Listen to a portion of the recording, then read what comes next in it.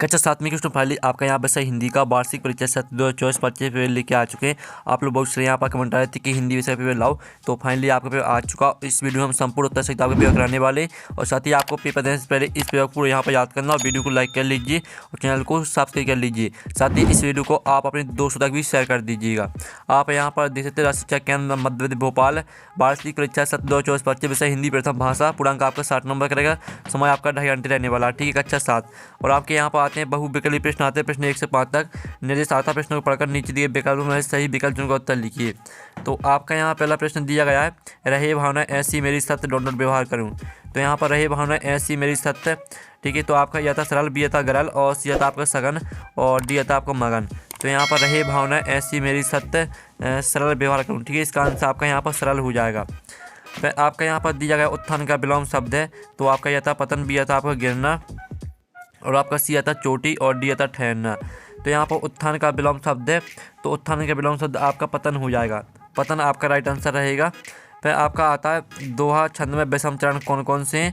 तो आपका था पहला दूसरा और बी आता दूसरा चौथा और सी आता पहला तीसरा और डी आता दूसरा तीसरा। तो जो आपके यहाँ पर दिया गया दोहा छंद में विषम चरण कौन कौन से हैं, तो इसका जो आंसर रहेगा वो आपका पहला तीसरा हो जाएगा। फिर आपका यहाँ पर चौथा देख लेते हैं। तो चौथा आपका आता आप प्रिय कठोर का कठोर शब्द नहीं कोई मुख से कहा करे, उक्त पंक्ति में कौन सा अलंकार है। तो आपका यथा यमक अलंकार, बी यथा अनुप्रास अलंकार, सी यथा अलंकार, डी यथा उपमा। तो आप प्रिय कठोर का कठोर शब्द नहीं कोई मुख से कहा करे, उक्त पंक्ति में कौन सा अलंकार है। तो इसमें आपका हो जाएगा जो राइट आंसर रहेगा वो आपका अनुप्रास अलंकार हो जाएगा। फिर आपका यहाँ पांचवा आता तुलसीदास ने संत को किसके समान कहा है। तो आपका था कौवा, बी था बगुला और सी था आपका हंस और डी था कोयल। तो यहाँ पर तुलसीदास ने संत को किसके समान कहा है, तो इसका आंसर आपका क्या हो जाएगा। तो स्टूडेंट इसका आंसर आपका हंस हो जाएगा। अब आते हैं रिक्त स्थानों की पूर्ति कीजिए, जो कि आपके प्रश्न क्रमांक 6 से 10 तक आपके दिए हैं रिक्त स्थान। तो निर्देश आता है रिक्त स्थान की पूर्ति कीजिए, प्रत्येक प्रश्न के लिए 1 अंक निर्धारित है।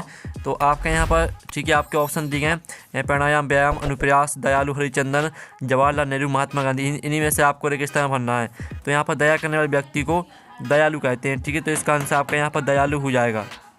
तो आपका यहाँ पर 6वें का आंसर दयालु हो जाएगा। और जो आता पंख बना डॉट डॉट मेघ बजे, तो यहाँ पंख बना हरिचंदन, इसका आंसर आपका यहाँ पर हरिचंदन हो जाएगा, ठीक है। पंख बना हरिचंदन मेघ बजे। फिर आपका आता धिन दिन दा धमक धमक पंक्ति में आपका अनुप्रयास अलंकार है, ठीक है। इसका आंसर आपका यहाँ पर अनुप्रयास हो जाएगा। और जो आपके यहाँ पर दिया गया है भारत एक खोज डॉट डॉट द्वारा लिखी गई एक प्रसिद्ध पुस्तक है। तो भारत एक खोज जवाहरलाल नेहरू द्वारा लिखी गई प्रसिद्ध पुस्तक है। तो इसका आंसर आपका यहाँ पर रहेगा, ठीक है। 9वीं का आंसर आपका यहाँ पर जवाहरलाल नेहरू हो जाएगा, ठीक है। जवाहरलाल नेहरू, भारत एक खोज जवाहरलाल नेहरू द्वारा लिखी गई एक प्रसिद्ध पुस्तक है। फिर 10वां आता धिन दिन दा धमक धमक, ठीक है। इस तरह से पंक्ति में आपका जो रहेगा वो आपका अनुप्रयास हो जाएगा, ठीक है। तो इस तरह से आपके यहाँ पर जो है रिक्त वो कंप्लीट हो जाते हैं, आपने अच्छे से याद कर लिए होंगे। अब आता अति लघु उत्तरीय प्रश्न आता है, प्रश्न 11 से लेकर 16 तक। निर्देश आता प्रश्न को होता है 1 या 2 वाक्यों में लिखिए, प्रत्येक प्रश्न के लिए 2 अंक निर्धारित है। तो आपका 11वां आता शाम के समय गंगा नदी कैसी दिखाई देती है। तो यहाँ पर शाम के समय गंगा नदी शांत और अद्भुत दिखाई देती है, ठीक है। आप यहाँ पर देख लीजिए शांत और अद्भुत, ठीक है। शांत और अद्भुत दिखाई देती है, ये आपका यहाँ पर आंसर हो जाएगा। फिर जो आपका यहाँ पर दीन दुखी जीवों के प्रति हमारा व्यवहार कैसा होना चाहिए। तो यहाँ पर दीन दुखी जीवों के प्रति हमारा व्यवहार संवेदनशील और दयालु होना चाहिए, ठीक है। आप यहाँ पर देख लीजिए संवेदनशील और दयालु, ठीक है। संवेदनशील और दयालु आपका इसका राइट आंसर हो जाएगा। फिर आपका आता है दादी घड़ी कहानी के अनुसार असली अलार्म कहाँ होता है। तो यहाँ पर दादी घड़ी कहानी के अनुसार असली अलार्म हमारे मन में होता है, ठीक है। तो इसका आंसर रहेगा हमारे मन में होता है, ठीक है। ये आपका यहाँ पर राइट आंसर हो जाएगा। और जो आपके यहाँ पर दिया गणगौर मध्य प्रदेश को किस क्षेत्र का लोक नृत्य है। तो यहाँ पर गणगौर मध्य प्रदेश के निमाड़ अंचल का लोक नृत्य है, ठीक है। तो इसका आंसर आपका यहाँ पर रहेगा निमाड़ अंचल। निमाड़ अंचल आपका यहाँ पर राइट आंसर रहेगा। फिर आपका यहाँ पर आता है एक को अति सूक्ष्म साधन कौन कौन से हैं। तो यहाँ पर एक के अति सूक्ष्म साधन है आपके क्या, व्यायाम और प्राणायाम, ठीक है। व्यायाम और प्राणायाम आपका इसका यहाँ पर आंसर रहेगा, ठीक है। व्यायाम और प्राणायाम आपके इसके यहाँ पर योग के अति सूक्ष्म साधन हो जाएंगे। फिर जो आपका यहाँ पर दिया निम्नलिखित शब्दों की तत्सम रूप लिखो। तो आपको जल का तत्सम लिखना, तो जल का आपका पानी हो जाएगा। और जो आपका पुष्प, पुष्प का आपका यहाँ पर फूल हो जाएगा।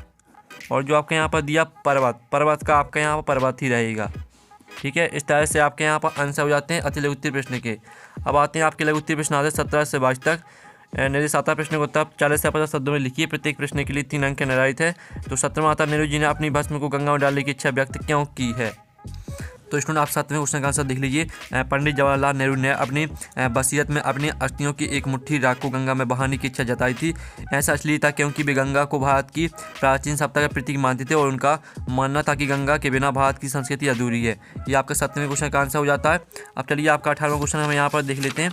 तो स्टूडेंट आप यहाँ पर देख लीजिए, आपका 18वां क्वेश्चन जो दिया गया है वो हो जाएगा, मेघ बजे कविता में कभी किन किन बातों का उल्लेख किया है। ठीक है, तो इसका आंसर हम यहाँ पर देख लेते हैं। तो आप यहाँ पर मेघ बजे कविता कवि नागार्जुन द्वारा लिखित है।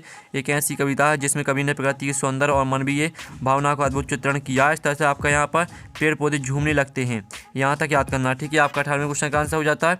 मैं आपको 19वां दिया, सज्जनता की पहचान किससे होती है। तो इसका आंसर देख लीजिए, ऐसे लोग हैं प्रत्येक परिस्थिति में धीरज रखने वाले, समाजशील, मन से पवित्र, क्रोध न करने वाले, अपनी ठीक है इंद्रियों को नियंत्रित रखने वाले, एवं अभ्यासी और सत्पुरुषों का संग करने वाले होते हैं। सच्चरित्रता और सदाचारिता एक ही सिक्के के दो पहलू हैं। ये आपको 19वें क्वेश्चन का आंसर रहेगा। फिर आपको 20वां आता मैत्री भाव जगत में मेरा सब जीवों से नित्य रहे। इस पंक्ति का आपको भावार्थ लिखना है। तो आप यहाँ पर देख लीजिए, आपका इसका भावार्थ रहेगा। यह पंक्ति कहती है कि मेरा सभी जीवों के साथ हमेशा मैत्री भाव रहना चाहिए, यानी हमें सभी जीवों के साथ प्रेम और मित्रता का भाव रखना चाहिए। यह सिर्फ इंसानों तक ही सीमित नहीं है बल्कि सभी प्राणियों के लिए यह भावना लागू होती है। इस तरह से पूरा याद करना। ठीक है, आपका 20वें क्वेश्चन का आंसर।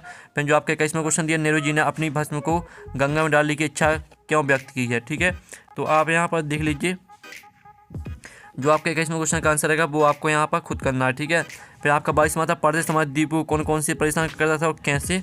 तो आप यहाँ पर देख लीजिए, आपका 22वें प्रश्न का आंसर, दीपू और दादी और भैया की अपेक्षा कई प्रकार की सुविधाओं से वंचित रहना पड़ता था। उसके पास पढ़ने के लिए ना तो घड़ी थी ना ही डेस्क है। जब वह सुबह जल्दी उठना चाहता तो उसके पास अलार्म घड़ी भी नहीं होती थी।